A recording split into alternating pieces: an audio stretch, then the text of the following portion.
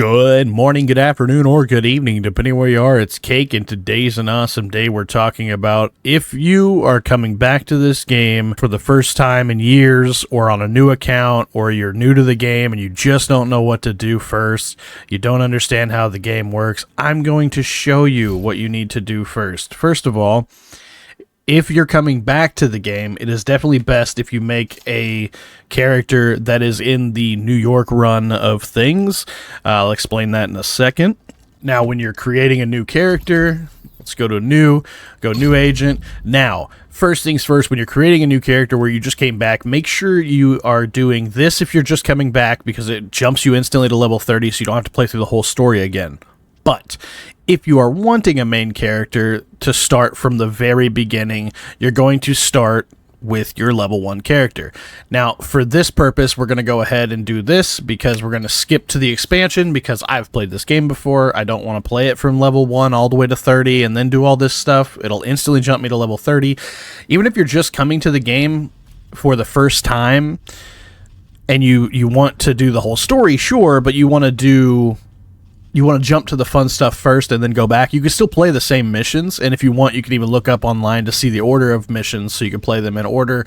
It'll be a little different than if you played it for the first time, but we're not going to actually customize the character. That's for you to do. We're just going to jump right in. So, now, what do you do first when you come into the game? Most people would, they would do the actual story mode for the New York runs, right? But if you have friends or don't have friends, you can always find people to do this with. But after you get through this main beginning, you're going to want to definitely go and level up fast if you're trying to do a new character and you've been here before and you just want to hurry up and get to the watch and get to all the fun stuff. You got to get through the main part of the tutorial, or whatever this would be considered called. I mean, it's like getting to this building or whatever. So at this point, once you're at the location that you need to be, all you have to do is meet with this Rhodes guy, and then you are clear to do whatever you need to do. So we're going to meet with him real quick. I'm not going to show the whole cutscene because that's a spoil thing. You might want to see that. I don't know. I don't like to be that guy that's like giving stuff away.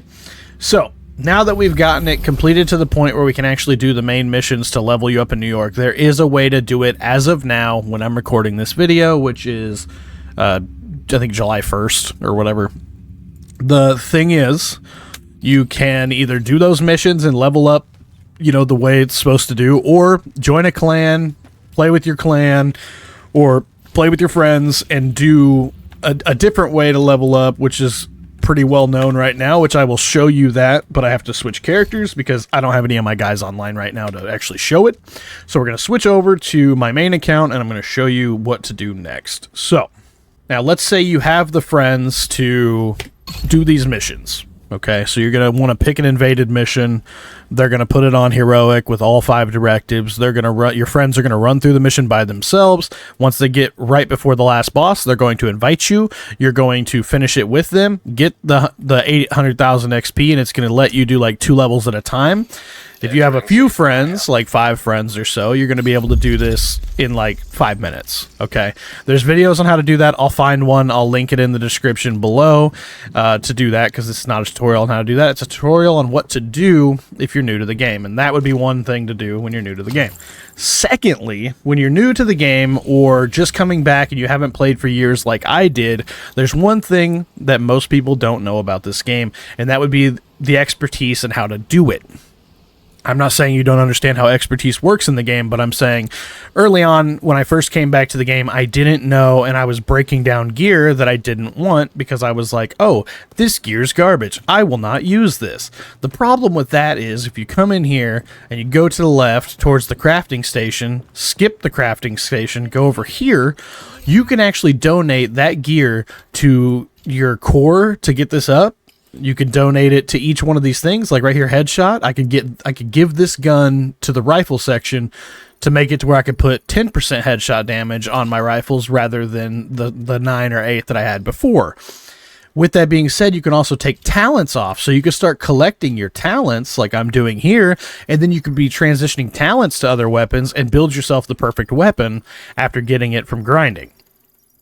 Now, with that also being said, once you have, you can even do this with gear, by the way, but once you have the stuff you want, and you want to change something, you can go to tinkering, like this pistol, for instance, and let's just say I really hate this magazine size. I think it really needs to be able to hit the target, I could change it to armor, chance, headshot, damage, critical hit damage, reload speed, stability. You could do everything, but you have to get these built up by collecting gear and transitioning them, which I haven't done that well for pistols yet. But if you look at my assault rifles, I have pretty much everything, and it's pretty well maxed out because I use assault rifles a lot, right? So getting that up is going to help you tremendously, but also donating things to the expertise, which if you're going to break stuff down anyways, make sure you're donating things to your weaponry. So like we'll say I got 14 vests here. All these that don't have this little badge could be donated. Obviously I could deconstruct the junk ones, which we have, but like this Caesar's Guard, for instance, it's not done yet, or neither is the Cherished. Okay, so let's pick one like this. It's a level 1. I haven't proficiency leveled it up yet, but if you hit V on it and mark it as junk, you can go into your inventory. You don't even have to be at this table. I just wanted to show you the table, but if you're in this inventory, you could hit M for Mike, which is your tinkering station. You can go to expertise, and you can down here, you can hold X to donate all junk. And you see how this is leveling up. Each named item is 1, and each like regular item is, I'd say 0.5 or maybe 0.8, something like that. But as you can see, I'm proficient in a lot of stuff. If you look at my, let's go down here. So every single item in this category, brand-wise, I have completely maxed out each one of these gear sets. Now, you only have to do one of each gear set, but like, obviously all my striker pieces are done. It'll also tell you which ones aren't done. So if you look at System Corruption, I have 0 levels on that. I have 6 out of 10 on Aces and Eights. I have 0 on Hunter's Fury, 0 on Cavalier, 1 on Breakpoint. So I gotta work those up by using that gear set, which is why when I'm running like Countdown or something to get proficiency, I run a piece of each gear that I don't have, so I'm getting levels, and I run guns that I don't have proficiency in. See how this one's level 9? I almost have it maxed out. I was just running one of these weapons earlier and got it proficient, so that's how you can gain levels fast. And once you have the proficiency that you want, let's say like I have 11 right now, so I can go into expertise. And if I want, I can go, okay, well, I really like this gun that I use, and I'm proficient in it, so let's upgrade the proficiency of that gun. So we go into tinkering, assault rifle. I don't think I have that one on me. Let's find one I do have on me real quick. Oh, I do have it on me. Okay. Let's see here. Oh, my fault. I don't have it on me. Sad day. But as you can see, my Elmo right here has a shield level of 11. So what that does is, because I have put materials and money into that firearm, it now does 11% more damage just because I'm efficient in it. I upgraded it 11 times in its efficiency, and now it is the perfect rifle. It does 11. It has everything right, except for rate of fire. I need to lower that or change it to something else. So let's see if I can do that right now. I don't think I've changed anything on it yet, so we'll do that real quick. So I don't like that one thing that's on my gun, so we're going to go change it. I just got to scroll down until I find the Elmo. There it is. It looks like I already changed it to upgrade the assault rifle damage. So honestly, I just need a new one, which sucks, but you can also re-roll them at your crafting station, but that's for a different thing. So now that we know you can use expertise, you can jump straight to level 30. One thing you need to do is, once you've completed the New York campaign, you have to complete New York for this to be a thing. So you can do that on your own or have your buddies help you. But once you complete New York, you're going to see this down here that's called Countdown. So the best way to get gear right now, especially for your expertise or your library, is to use this. So on Countdown, you could hold H and you could literally pick exactly what you want. Let's say you want assault rifles. So you just click assault rifles and it will make it that gear piece. And then you can just hold G, and then you can change it over to challenging so you get, better loot, and then hit start or do a heroic or whatever you want to do. And you're going to get a lobby with 7 other people that are going to be also doing the same kind of thing. And you get like 20 pieces of armor per run, pretty much minimum, honestly. And it's the best way. It's the best way I've known so far to where you can get proficiency with weapons. I've only been playing this game a month now, and I'm 986 with a proficiency level of 11, which is pretty good. I mean, that's, 35 days total? So about a month. Yeah, a little bit more than a month, but being this high up, I mean, I did the grind properly. So, now that said, once you get to level 40 and you're trying to grind up your watch levels, I recommend, now this is not everybody, most people will tell you that doing heroic hostage rescues, which are these, and just jumping around the map doing them and then resetting them is one way to do it. Or you could do the same control point over and over and over and reset it every time. You could do that. What I do, because I like to have fun with it, I played on challenging with all 5 directives for the first 2 weeks of me playing the game just to get back into it, and I would teleport down here and then hit this while hitting these in between, like the little small ones. Once I clear a whole sector, I'd teleport to the closest thing to the next sector, which is like the settlement, and I would clear everything in this section. Once I cleared everything in that section, I would go up here and clear everything in this little section, and then clear everything in this section, and do it so on throughout the entire map. And about 2 weeks into it, I met this clan, and they were like, hey, you should run heroic, and you should do this build. And it was one of my sniper builds that I put on YouTube, right? So when I would do that, I would be able to clear these in about 3 minutes apiece. So on heroic with 5 directives, you're getting 800,000 XP per run.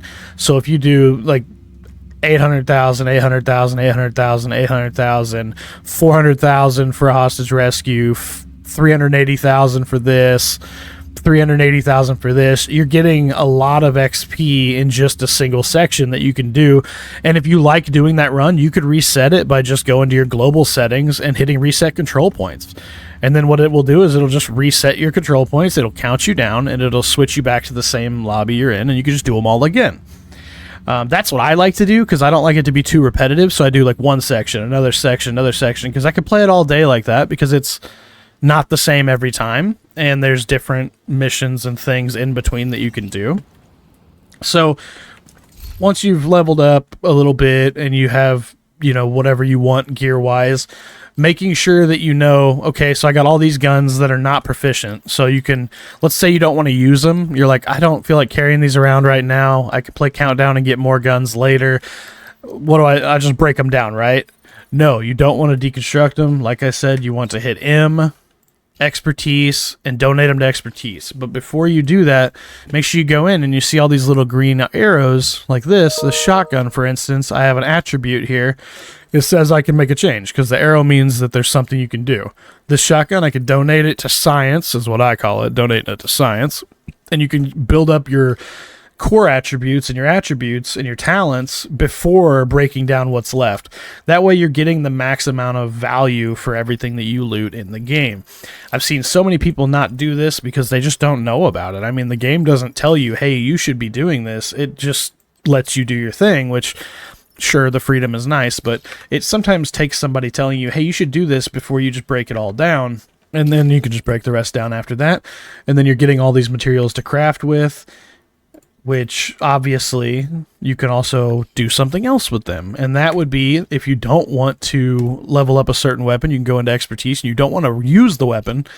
For instance, let's see here, I like running sniper rifles, but I haven't been able to get this rifle up here yet. But when I get it, I'd love to be able to use it to its full potential. So I can donate materials to it, which I do all the time. You can either donate it click by click, which is fine if you don't want to use all your materials. What I do, just because I enjoy grinding, I hold the space bar and donate all. Do not do that unless you want every single thing to be used, and that it's a lot. The only reason I do it is because I don't craft anymore, really. I kind of use Countdown to gather all my gear and then mix match and have fun with it. So I don't craft very much, but keep that in mind if you're into crafting, because it will obviously use all your materials.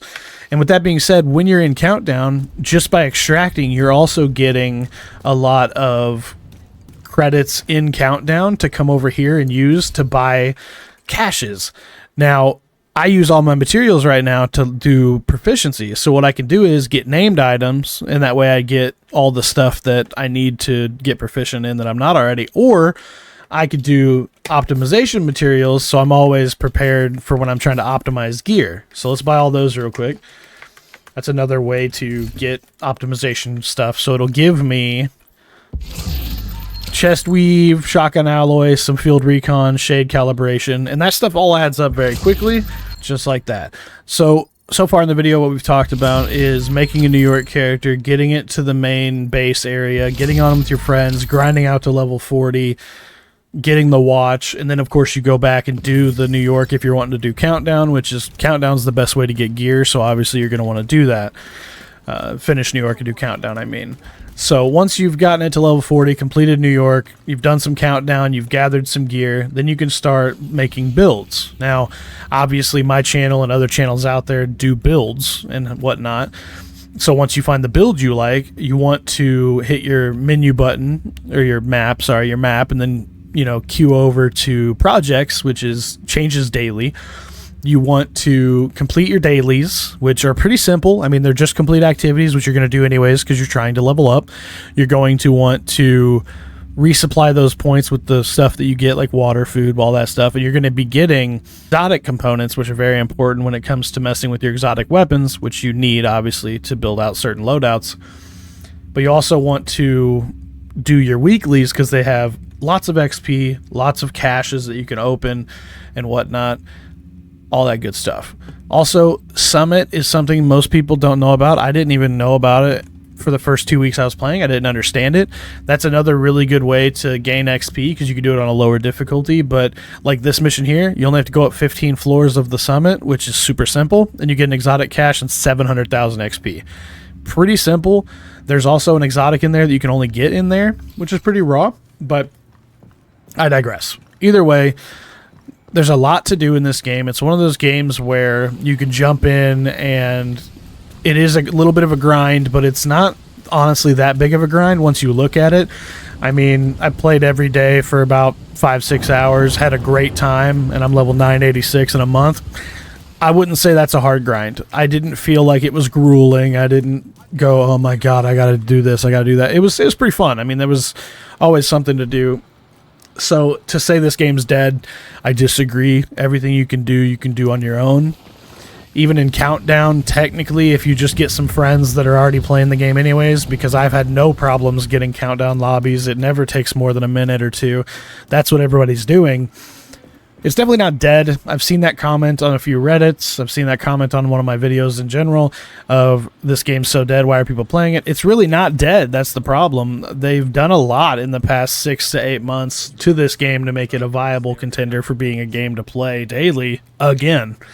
And that's one thing that people need to realize is it's not that there's nothing to do in the game. It's that they don't tell you what to do because they want you to find it out or, figure it out yourself. Also, the directives, no one explained that to me when I first got on, but like if you're wanting to change your difficulty and go with Heroic, which is what I normally play on, you could select it. Global directives, every season there's 5, and they're always different every season, but they don't change until the end of the season. So like ammo hoarders, you have half your ammo basically, and if you reload a mag in the middle of the mag, you drop that mag, you don't have that ammo that was in the mag left over. That makes sense. Cool skills, when you use a skill, one gets put on cooldown. That makes sense. Fog of War means your map shit don't work. I get that. Who cares? It just tells you where the enemy's coming from. Look around, you'll see them. Fragile armor, basically you get stacks of broken. Just the way to think about that is your vest is getting torn apart because you're getting shot a lot, so you have to put extra armor in it to compensate. Makes sense. Ragers, it's just they get pissed off when you're fighting them. The enemy does, and they get a little bit of overheal. Okay, who cares? So running those gets me 125% XP, which is wild, especially on Heroic, because if I do Heroic with no directives, I'm getting 400,000 per control point.